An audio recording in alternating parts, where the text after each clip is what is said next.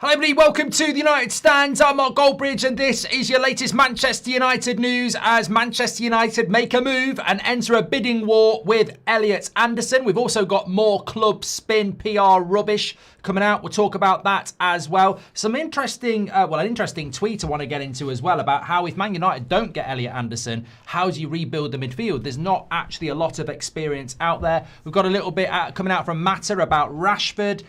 We've got some from Glasner, some comments from him. But look, I want to start off, first of all, we will start about Elliot Anderson, but Villa losing against Wolves last night. Incredibly, Man United can be third tomorrow if we win. I mean, we probably did predict that Villa would implode, but 1 point from 6 against Wolves and Leeds at home means that we have another club that is on the, opening up the door for us. So, look, as I said last night, I think I've got a bit of toast on my lip. As I said last night, not playing one game a week is going to be massively beneficial for us. I mean, I don't even think we've played well the last couple of games and we've took 4 points. And I think a lot of that's down to the energy that we have later on in games compared to some of these other rivals who I think, Liverpool, West Ham could be interesting today. Chelsea, Arsenal, won't, I think they drop points. So looking good there. But look, that's what Europe does to you. I think that's a bit of a warning in some ways. There's short-term gain, but there's long-term pain. We're going to be in the same position as Villa and Liverpool and Chelsea next season, and I don't think we've got the squad for it. So short-term gain, but I think there's fans out there getting really excited about third place and Champions League football, and it's going to be completely different in August, in my opinion. And I just wonder whether we've got the owners to figure that out because I don't rate them. And this is why this story coming out this morning about Elliot Anderson is so important. Manchester City and Manchester United are to go head-to-head this summer for Nottingham Forest midfielder Elliot Anderson. Both clubs have made the 23-year-old England international their priority midfield target. Forest are valuing him at around 80 million. A bidding war is expected as the Manchester rivals look to strengthen in the middle of the park. This is coming in from the Mirror, by the way. The upcoming World Cup is expected to complicate the timing of the deal, though. So, look, I think the World Cup is very, very interesting. My Chili says bidding war is a bit crazy title today.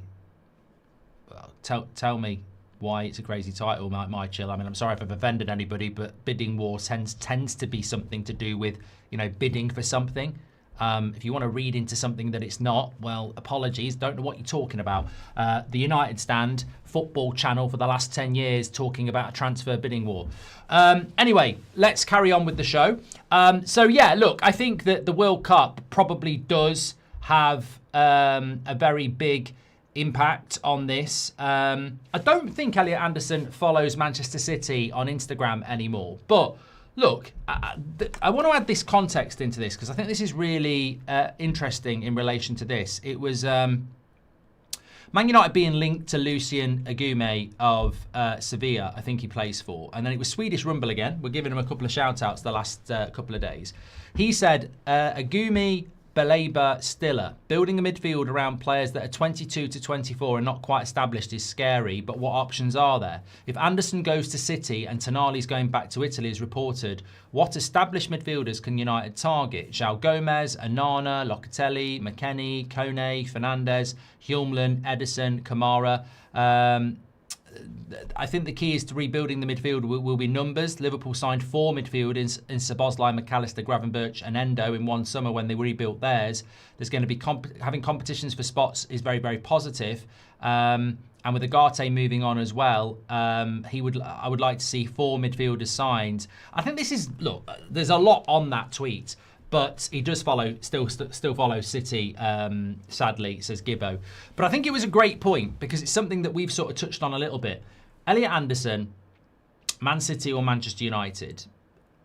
Look, hopefully Manchester United. Reality, Man City are in the race. As I said to you, in January, Man City would have done the deal for Elliot Anderson in January. They had the money, they would have done it, but Forest didn't want to do it. I don't think Anderson wanted to do it. I don't know, but they couldn't do it. So they are interested. They will do it. They'll try and get it done quick. They'll be in talks with him now. Man United will be in talks with him as well. This is not a deal that you can just sit back and wait until the summer and say, we'll talk to you after the World Cup. You've got to be talking now. Like Forest, he ain't going to stay at Forest. There's no reason to stay at Forest. Sometimes you get a signing where a player might be like, I'm waiting till the summer. I don't want to talk to anybody because I might stay here. Bruno Fernandes. Bruno Fernandes might stay at Manchester United, might go somewhere else. He said he'll decide after the World Cup. Every reason to stay at United. He's been here for years. We will be in the Champions League, I believe. But he might get better offers from PSG, Real Madrid, Bayern Munich. You don't know. So Bruno is one of those players where it probably is, I'm not interested in talking about stuff at the moment. Go through my agent, blah, blah, blah. With Elliot Anderson, he will be leaving Forest in the summer. So conversations will be taking place. I wonder about this, and I'm just going to drop it out there. I do wonder with Elliot Anderson, the way that Manchester City work, I do wonder if they might try and push to get this done before the end of the season, certainly before the World Cup, because they're just that sort of club. They're a little bit like Chelsea. You know, when they know they want something, they tend to move on it. And if they can't get it, they'll move on to something else. It's a bit like when we wanted Alexis Sanchez and they were interested. They laid the cards on the table. Sanchez wanted a wage bidding war and they went, no, thank you. So I think with Man City, I think they might go a little bit soon on this. Now, I don't know whether that's going to suit United or not. I would say, unless City get that 115 thing done before the end of the season, I think that I would say United are probably 30% chance of getting him and Man City 70% of getting Elliot Anderson. I don't know what you would do it. Some people seem to think it's 50-50. I've even spoken to one journalist who thinks Man United might get him. So look, I'm not saying I'm definitive on this. I just feel it's 70% Man City, 30% us. Because wages will matter. I know what Ben Jacobs was saying is about you'd be surprised how players don't see money as important. Look, I like Ben. I respect Ben. But I've also been around football a lot, in the last 10 years especially, and there are a lot of players that go for money. And they're in the right to do that. I think it's naive to think that footballers don't follow money. Of course they bloody do. They're one of the most, justifiably, we were talking about Mainu. You're not going to sit at Man United and say, don't worry about the contract, I'm on 50 grand a week, when Mason Mount's on 250 grand a week. And that's the big thing. I think what Ben Jacobs said almost came across that players aren't motivated by money in the sense that they might go for a project. I know what he means. Like, if Everton say we'll give you £500,000 a week, and Arsenal say we'll give you 200 grand a week, you're going to go to Arsenal because of the project. I get what he's saying there. But what is also true is, if you sign for Manchester United and you're on 150 grand a week, or 200 grand a week, and you walk through the door and you see Mason Mount not injured again on 250 grand a week, that causes a problem with players. They don't like that. That's why they have agents. So money will come into it. Man City will be able to put good money on the table. They will be able to put a good project on the table, and I think we can match Man City on the fee. If Forest want 80 million, I think we can both pay that. I don't think that's necessarily a problem. I was listening to what Andy Mitten said about Sesko. Newcastle actually apparently offered more wages to Sesko to go to Newcastle. Man United matched the transfer fee for Sesko with Leipzig. So there's an example of what I mean. I think sometimes, you might get a slightly higher wage at a club, but you want to go to that club. And the Sesko example is really good because it wouldn't have been a world of difference between Newcastle and Manchester United, but with the best will in the world, Newcastle isn't Man United, and we all said this in the summer. If this summer Stiller has to choose between Man United and Newcastle, and Man United give him 20, 30 grand a week more, I think he'd choose Man United. I think that's what Ben Jacobs is talking about. The project sometimes balances the extra money. But if it's Liverpool or Man United, and Liverpool are offering a little bit more money, I think you've got to have you've got to get a bit lucky there. And I think Man City will be able to offer more wages. So look, we've got to be in it to win it. You've got to be brave to win. And I think that we're in this race. I think the fans are doing their bit. Well, apart from you Prats yesterday saying you wouldn't pay £100 million for him. I mean, hopefully he wasn't watching. But I think in the main, we do want him. I think he'd walk straight into this team. And my theory is that we're going to have to move quick on it. A bit like Liam Delap. Liam Delap was like this. Talks with Liam Delap were going on in April and May before the season was over. He was going around talking to clubs, and I think Elliot Anderson might just say, let's get it sorted before the World Cup. Nottingham Forest might not. There was a great comment in there. Somebody said, well, Forest might want to wait till after the World Cup. They may well want to wait till after the World Cup, but and that might go in our favour. It might not. I don't know. But look, you've got to be in it to win it, and I think that's the main thing. But I do agree with that tweet, and I did want to bring that in from Swedish Rumble. Casemiro gone, Agate gonna go, Bruno we don't know, leaves Mainu. Next season, Premier League, Champions League, how many midfielders do you think you need? I think we need 3 signings. I do. I think if you brought, and I'll just give you 3 names, Elliot Anderson, Enmicha, and Baleba, Mainu. I still think that 4 is about right for Champions League football. So I think it's definitely quantity that we need. And I agree with the point of Liverpool. I don't like doing this, but I do because it's so relevant to us. I've never seen in the Premier League, and maybe some of you have, I've watched all of the Premier League and I can't think of one. I've never seen a summer where a midfield got rebuilt in 2 months. And Jurgen Klopp did it at Liverpool with Szoboszlai, McAllister, Gravenberch and Endo. I think we need to do something similar. I think it's been done. It can work. And the reason I think we need to do it is that if you bring in Enmicha or Stiller or Baleba or Anderson or Wharton or Manu Kone, you bring all these players in, none of them can guarantee that they're going to hit the ground running. None of them can. And Mainu's 21. So next season, if you only buy Elliot Anderson and Enmicha and you've got Mainu, and 2 of those signings struggle, that midfield, you might have spent 120 million quid on it, but that's a problem. I would go volume as well. I would bring 3 midfielders in, Mainu, and then at least if a couple of players are struggling, you've got a bit of competition for places. I think that's the sentence for me. I would generate competition for places this summer. So Casemiro goes, Agate goes, Mainu, 3 others, 4 people going for 2 spots. Obviously, you're going to get injuries as well. I think we need 3 midfielders this summer because there's no... Unless you can get a Tonali. If you can get a Tonali, that makes a big difference because he's experienced, he's Premier League proven. But I don't think we will. So I think we need to go for 3 midfielders this summer to give us competition for places. Now, that probably isn't the way that Manchester United work. If I'm being completely honest, I don't think that's how Wilcox works. I don't think that's how the Glinios ownership work. I think they will go, you're getting 2. I mean, considering last summer we got none, and this January we've got none, I can't imagine them signing 3 midfielders this summer. But I think when you look at what Liverpool did, it's actually common sense to have competition for places for players that might take time to settle. You just give Elliot Anderson the shirt and plays every week. Might hit the ground running, might not. Goz says, I'll pay £120 million for Anderson. I genuinely think he's a better all-round player than Rice. I like that. Imagine Cobby breaks into the England squad and plays with Anderson, a partnership for club and country, which could last for years. Maybe a reason to pick us, says Vincent. I think that's very unlikely with Declan Rice around, but, you know, if there's an injury to Declan Rice, I suppose it could happen. I don't know whether... Do we think Mainu will go to the World Cup? I mean, we're about to find out. I think these next couple of games, next 3 games are really important for Mainu because Palace tomorrow, Newcastle on Wednesday, and then Villa the weekend after next. And then it's the international break. So I don't know whether he's left it a little bit late. I don't know whether Mainu will go to the World Cup. I think it's a tough one. So we'll have to wait and see.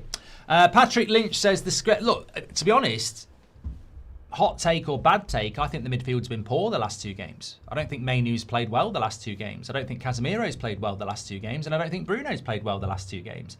So if he's going to the World Cup, he's going on reputation. I don't think he's going on performance at the moment. I think the last 2 games, our midfield's been poor. It's the defence and the attack that have made the difference. Would you want him to go to the World Cup? Look, I think I would want Mainu to go to the World Cup for him because he missed half a season and it would be a nice story for him. From a Man United point of view, I always worry about fitness in the next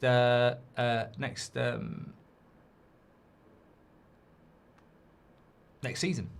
Pollen, welcome to the Members Club. You're an absolute legend, sir. Thank you very much for tuning in. And Goldbridge says Declan Rice chose the vision of the Arsenal project over the ready-made Man City one. Let's hope Anderson has a similar mentality of wanting to be the linchpin in the rebuild of a historical club. That's very, very interesting that you say that about Declan Rice, because he did choose Arsenal. Then again, he's also London-based. So I think Declan Rice was also interested in that as well. Also, in relation to the Declan Rice transfer, Arsenal put a hell of a lot of work into that for months as well. But look, you might be right. Patrick Lynch says, the scariest thing about the Anderson transfer is that this hierarchy has shown it's very slow to pivot. It's why we are still in for Baleba. We need to move quickly this summer, but they have a history of dragging their feet. Look, I think the pivot from Anderson to Baleba is like pivoting from, the best burger in the world to a bag of crisps that are past their sell-by date. Probably could have done a better analogy, but I think there's a hell of a change from Elliot Anderson to Baleba. And if United are going to do that, I'd be worried. Would you take Jack Grealish, says Wub? No. I think Jack Grealish is... Jack Grealish is an incredibly talented footballer when he was at Aston Villa. But I think Man City... the trophies, the medals, the money, I think his body and mind have checked out of football a little bit, to be honest. I know you have good sources. Have you heard anything recently in favour of us for Diamonde and Anderson, says Tubby? I've not heard anything about Diamonde, other than what I said to you a couple of weeks ago, that United are in talks with Leipzig and actually can move on that deal and want to move on that deal because he's the priority winger. And we're obviously in talks with Anderson as well. So what I would say, Tubby, is what I always say every year, is that we're probably 3 weeks away from the biggest 2-week period of the transfer window before it actually opens. The March international break is always huge. And I think with the World Cup, it might have started a little bit earlier as well. I'm aware of a couple of clubs in talks with Murillo at... Show me the way to Murillo. That Forest left centre back, Brazilian lad Murillo. I know 2 Premier League clubs are in talks with him already. So look, people are doing things earlier because of the World Cup. Anderson only joins if we get top 5, says Spin, which we will. We will. I mean, I was listening to what Glasner had to say about the game tomorrow, and I just don't, you shouldn't do this really, but I will do it. He said, we need confidence at Old Trafford. I watched their match at Everton. It was a fantastic transition goal. You can see the speed that they have in attack. I also saw that Everton caused them problems. So I'm looking forward to being at Old Trafford. I think Crystal Palace are going to really struggle tomorrow because of the fact that they played on Thursday and that they're struggling anyway. So win that game tomorrow, above Villa, should be 6 points clear of Chelsea if they lose to Arsenal, and maybe 6, probably 3 points ahead of Liverpool. I think it just gives us breathing space going into potentially 3 more difficult fixtures: Newcastle away, Villa at home, Bournemouth away. They will be interesting games for us. But look, I think we're benefiting from those clubs around us having a lot of injuries and playing a lot of football. So, cheaper options: Enmicha, Edison and Rios, says Azam. I don't see Rios moving from Benfica this summer, but I wish we'd gone for him in the summer. I really would have liked him. Enmicha was awful in the Champions League, says Rainfall. Yeah, but I watch the Bundesliga, as you know. I think he's very suitable for the Premier League. I think some people watch 1 or 2 games and judge a player. I think that's wrong. I would say that if you've watched Baleba twice this season and played badly, that's wrong. It's unfair. He's actually played badly for 6 months. So you do need to... And look, we do live in a world where everything's right here, right now, left or right. And there is a centre ground. And I think Enmicha will be a good Premier League player, whoever he signs for. Now, if that's Man United, probably not. But I would say he is the sort of player that can come in as your third midfielder, maybe not the starter, but your third midfielder and compete for places. I think he's a good player. Anderson walked straight into the United team, which is a bonus, says Ray. Well, I think any midfielder that we go for, we can actually say you walk straight into our midfield. The interesting thing is Rodri could be on the move from Real Madrid as well. So Man City can probably offer that to Elliot Anderson as well. And I think he probably would walk into their team. I think if Pep Guardiola stays at Man City, we've got no chance. I think if Pep Guardiola leaves Man City, we've still got a hard job. Having said that, I don't really want to talk about the manager this morning because it's not on the agenda. But if Man City replace Pep with Maresca, I still think that's a really solid, stable environment. Maresca has done very well at Chelsea and obviously left because of a fallout. And Man City have got some incredible players, and their transition next season is that they'll probably will be title contenders. Their team is too good. Next season, Man City will have Haaland up front, Donnarumma in goal, Guehi at centre-back, Semenyo on the wing. They'll still have Cherki. They'll still have Foden. They'll still have Nico O'Reilly. They're still going to have a really good team, Man City, next season, and Maresca will be a good manager. You put Elliot Anderson in that team, it's even better. So you can see what the project is. Man United are going to say, we've got a new manager coming in, and we don't know who it is, or we're going to keep Michael Carrick. And if I was Elliot Anderson, I would go, well, I know Carrick's done a really good job, but look at how many managers you've sacked. Maybe look at what happened with Solskjaer. What if it goes wrong? Also, you don't have a great track record with your fans for having good summer transfer windows. So beyond me, who are you actually buying? You might... I don't know whether players do that. But the player, Elliot Anderson, might look at Man City and he might look at Man United and he might go, all right, Pep Guardiola's going, but you can see Man City's stability. At Man United, this could go wrong very, very quickly. You could buy me and nobody else, and that team's not good enough. So it's whether the player thinks like that. I don't know. Those three midfield signings for Liverpool were also intelligent and well scouted and not blockbuster price tags. We need to adapt some of that for our recruitment. I hate praising Liverpool, says Emily. Well, look, you could buy Stiller and Micha and another midfielder, and they would all be under 50 million quid or 50 million quid and below. So you can buy intelligently, and I think Liverpool did do it intelligently that summer, and I think we do need quantity. I think that's really, really important for United. Mazraoui says, random, but you look really good today. Well, I've got my stylish shirt on. I was even going to do the top button up, but I thought that's too far for a morning show at 10 o'clock. It'll blow people's mind. Ross McRae Magician says, time flies. 10 years ago today was Rashford's debut. Wow. That does make me think. Well, did you hear what Juan Mata said about Marcus Rashford? I think I did bookmark it somewhere. So let me see if I can find it for you. Just about Rashford, Romano tweeted again, Barcelona maintain optimism to get Rashford permanent deal done in the summer. Agreement almost done on the player side, while Man United insist on the 30 million being fully paid. There was a comment from Juan Mata. I think I might have skipped it there. I have got it. Yeah, Juan Mata on Marcus Rashford. It's not easy to handle with all the expectations and the pressure at a club like Manchester United, but I think people will realise that he was a kid and he was a man who gave everything for the club he supported since he was a kid. I think the problem, Juan, was that he didn't look like he was giving everything for the badge in the last 18 months, to be honest. I mean, I never really commented on it massively. I know a lot of you did, not jumping for headers, jogging around. For whatever reason, something went wrong in the last 18 months. And I would never blame Rashford totally, because I know how the club works. And he sat there himself and said it was time for a new challenge.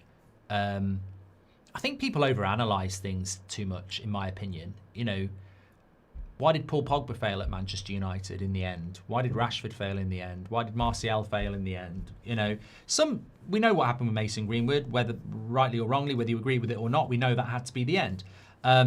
With Marcus Rashford, I don't know. Man United gave him the platform. They gave him the money. They gave him the contract. He very rarely got dropped, and yet he wasn't happy. and I think he needed a new project. But I don't look back on Rashford. I look forward and I go, it's great what he's doing at Barcelona. He can't come back to Man United. I think that would be career suicide for him to do that.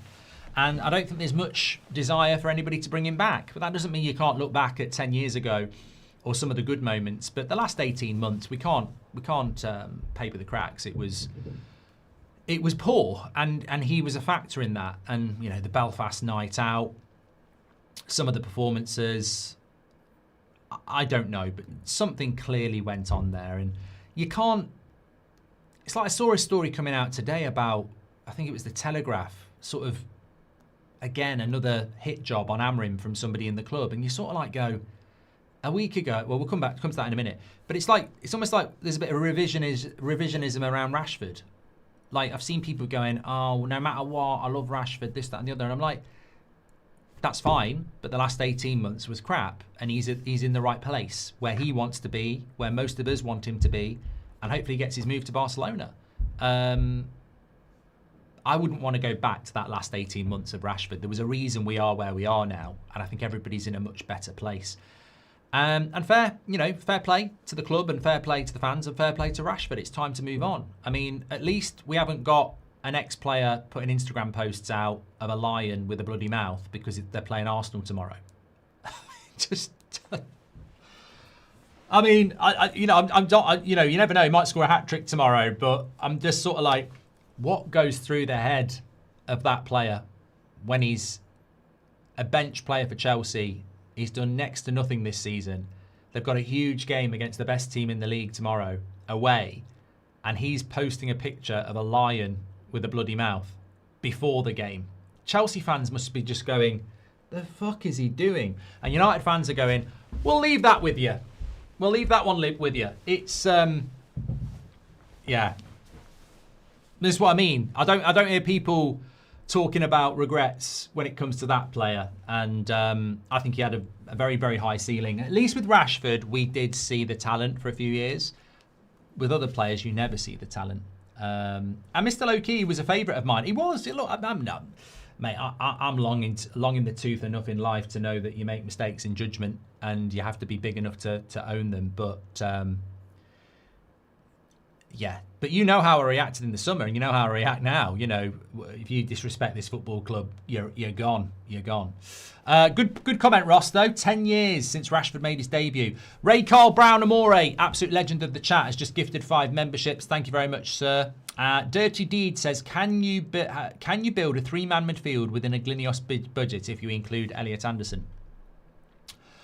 It's a good point. Like, if you spend £80 million on Elliot Anderson, can you buy another 2 midfielders? Yes, you can.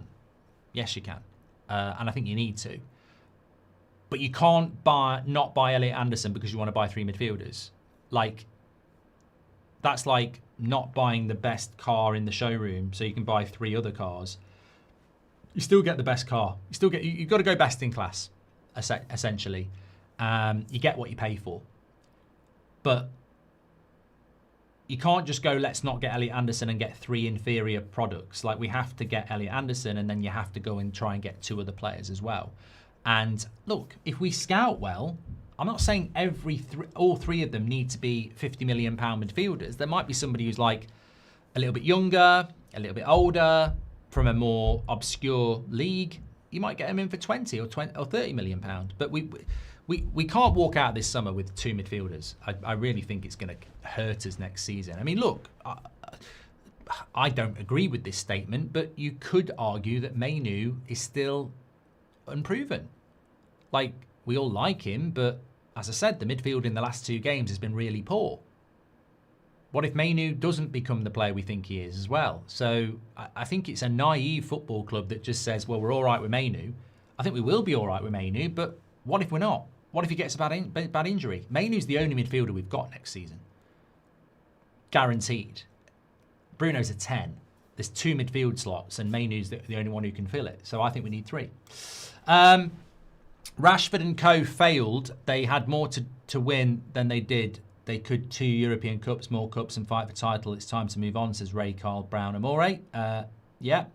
Well, I mean, look, the last 10 years, the last 13 years, hasn't been anywhere near the level of Man United, and that's what we're trying to get back to. I just fear that, again, it's not really for this show, but I actually think that the club is built for the next 5 years, maybe 10 years, just to finish in the top 5. I think if you said to Glinios, you can have 4th place for the next 10 years and not win anything, they'd say sign us up, which is not what I want. Ricky's grandson says, cheers, Mark, to you and all the United Stand community. I'm just looking at your bloody profile picture there.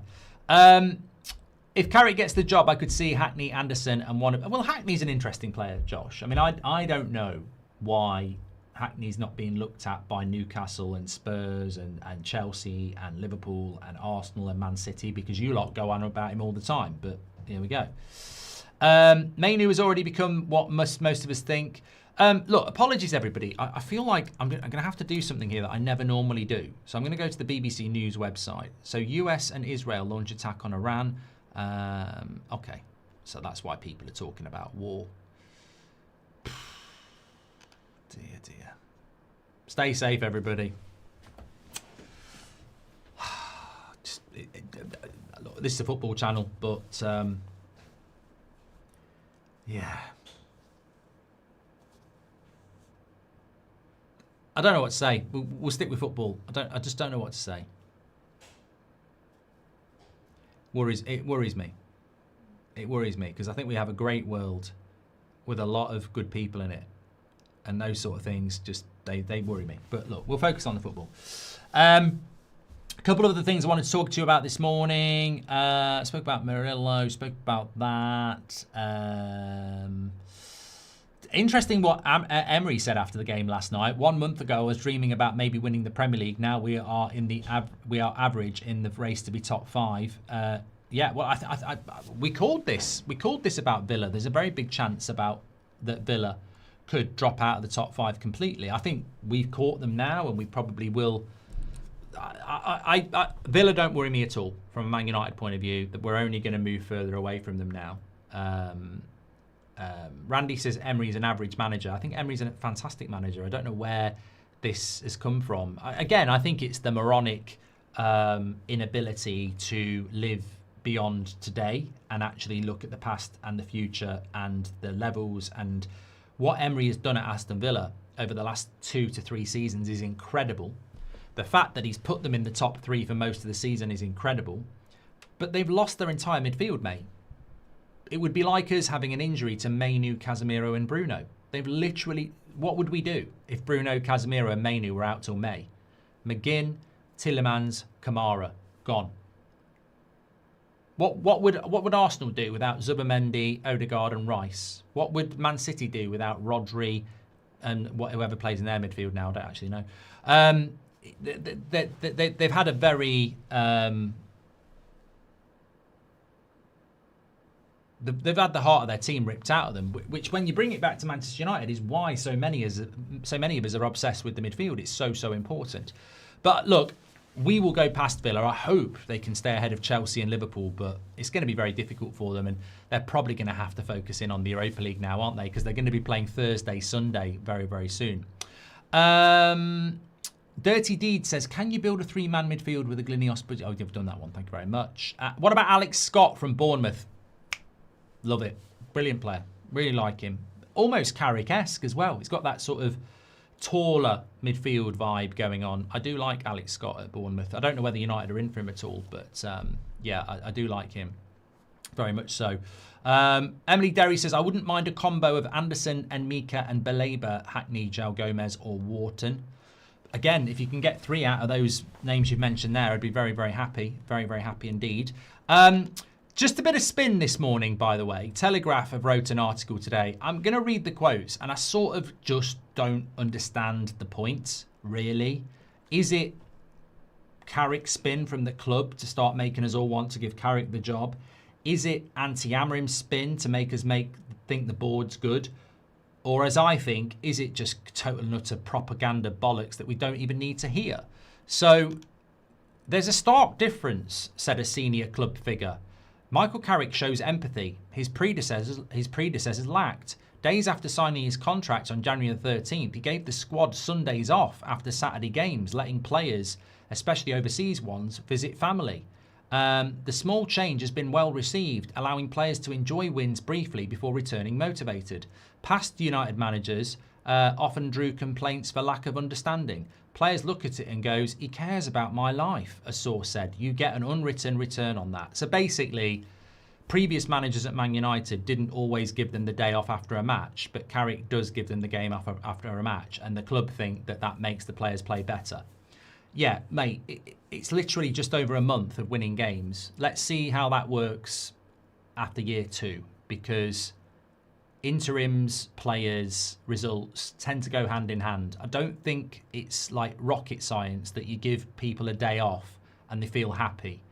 When the results start to go bad, let's see how many days you're going to give off there. I mean, it's just incredible to me that that's even a thing, because it's such a small period, and we're not playing midweek games either. So of course you could, if Man United play Crystal Palace tomorrow and we're not playing till the following weekend, of course I can give them the day after the match. But if I'm playing on bloody Wednesday, I ain't giving them the day off after the match. They can come in and do a bit of bloody prep, you know. Also goes on to say that Amrim had predominantly young staff, and one of the criticisms were that they would too often wait for his signal to speak up. If it's the opposite with Carrick, who knows and expects his backroom staff to speak their minds. Sessions are shorter and sharper, seldom running beyond an hour or 75 minutes. Regular observers of training say they've been blown away by the intensity and level and quality on show. Training days are more compacted than under Amrim. Players bounce from treatment into team meetings, then to the gym and straight out for training. Mandatory work can wrap up by 12:30. Under Amrim, days were drawn out with long passive gym sessions, breaks for treatment, then lengthy daily team meetings before training, often not finishing till 2. There was no individual work under Amrim. Everything was done en masse with the group. It could not be more different under Carrick and a backroom staff who've wasted no time winning over the players and been instrumental to the turnaround. They all believe repetitive individual work is crucial to players improving, just as they've embraced the work for the performance and data teams. I mean, the detail in that Telegraph article is incredible. That's a club brief. But I don't really understand it, because I look at it and I go, so basically they're getting more time off, they're doing less training, and you're trying to make out it's more intense. And my question is why? Why are we hearing about this? Amrim has been sacked, Ten Hag has been sacked, Van Gaal has been sacked. So why do we keep going back talking about them when we've got an interim who's literally brought a staff together he's never worked with before, apart from Woodgate? He's never worked with Holland, and he's never worked with Evans, and we're acting like they're the dog's bollocks. I mean, they're as new to it as anybody else. And in 6 months' time, maybe their practices won't work either. It's such a short period of time to go, oh, blown away, this, that, and the other. Playing one game a week, and we've got a very good squad, and the results have improved. That's great. But we haven't reinvented the wheel. This is not like Pep Guardiola at Man City. We've got a long way to go before we get anywhere near that. And the big thing for me is, you get this article where it's all about, oh, this, that, and the other, and the players have been blown away. Last week, Mbeumo, Dalot, and Cunha all spoke about how good it was under Amrim and how much they loved training under Amrim and how good the dressing room was under Amrim. So I'm sort of confused. I'm listening to players say they loved it under Amrim. He was a great coach. They loved the coaching. They loved the manager. They loved the dressing room. And then a week later, I'm getting, wow, it's so much better now. And I'm like, I don't think it helps Carrick. I personally just think it's the board again. I think it's Wilcox trying to make himself look good. I think that whole interview just comes across as Wilcox or somebody on the board has leaked that to make them look good. I don't think it's actually about Carrick. I don't think it's actually about anything other than a bit of spin from the club to make it out that they look good. But what we have to remember is they didn't sack Amrim for performance and results. They sacked him because there was an argument about transfers. And then they interviewed Ollie, and we're going to give the job to Ollie, but there was a fan backlash, so they gave it to Carrick. So they've stumbled on Carrick anyway. And he is doing a good job. But I think it's just, let's just get Champions League football and see what you do in the summer transfer window, because that's where this board is going to get really assessed as far as I'm concerned. They always come with this PR bullshit when they sack managers. It be other PR for Carrick if it doesn't work out, says Ray. Emily says Villa should be a lesson to the board of what injuries and a large game volume can do. Emily, look, next season is obviously next season, but I think it's a great point. I think that more and more people, even in this community you talk to, let's enjoy the now, let's win the games, let's get Champions League football. But I haven't spoken to a Man United fan that's not concerned about next season. When we double up on games and we look at that squad, I think the warning signs are there. Arsenal have had so many injuries this season, but they ride them out because they've got 2 good players in every position. Man City have had a lot of injuries this season. I mean, look, we beat them at Old Trafford. Look at their back 4. It wasn't their back 4. So Villa, entire midfield gone. Newcastle, entire midfield gone. So I think it's a really interesting situation that Man United need to solve in the summer. We had it 2 seasons ago at centre back and had to play Casemiro there, says Emily. Yeah, and also Emily as well. You make a good point. We don't know how good the Man United fitness department is. I mean, it's not really relevant because we're only playing 1 game a week and it's hard to gauge. But I read something about 3 weeks ago about the Man United fitness department, which hasn't massively changed. There's still people there from 10 years ago. So the personnel of Man United's fitness department hasn't changed much. There's a lot of coaches at Carrington, by the way. You know when you employ a manager, like Carrick's got Holland and Woodgate and Evans. That's a handful of people. You go to Carrington, the amount of coaches there, loads. I wouldn't even like to guess how many coaches there are when Man United train for the first team. There's loads. A lot of them have been here for years. Years and years and years. So, same with the fitness department. We don't know whether our fitness department's any good or not, because you look at the injuries this season, we've had a few. We've still had a few injuries. I mean, Dorgu's injured at the moment. De Ligt's injured at the moment. Martinez, obviously Mason Mount's always injured. Maguire's had a couple of injuries. We have had Bruno. We have had quite a few injuries this season, considering we've had a very light workload. Next season, with a heavier workload, more travelling, that causes, plane travel, less time to recover. We could pick up a lot of injuries next season. We definitely could. What day is it? Saturday. What have I just done? I've just lost my live chat. You're a bloody idiot. Make sure you smash a like on the video, everybody, by the way. What's the Instagram thing? Well, if you've not seen my Instagram, then just for the music, check out @Goldbridge Mark. Big announcement tomorrow. I'd already told you yesterday that there is an announcement coming tomorrow, so get ready for that. As far as today goes, 3 o'clock, I'm live on That's Football because there's some good 3 o'clocks. West Ham go to Liverpool.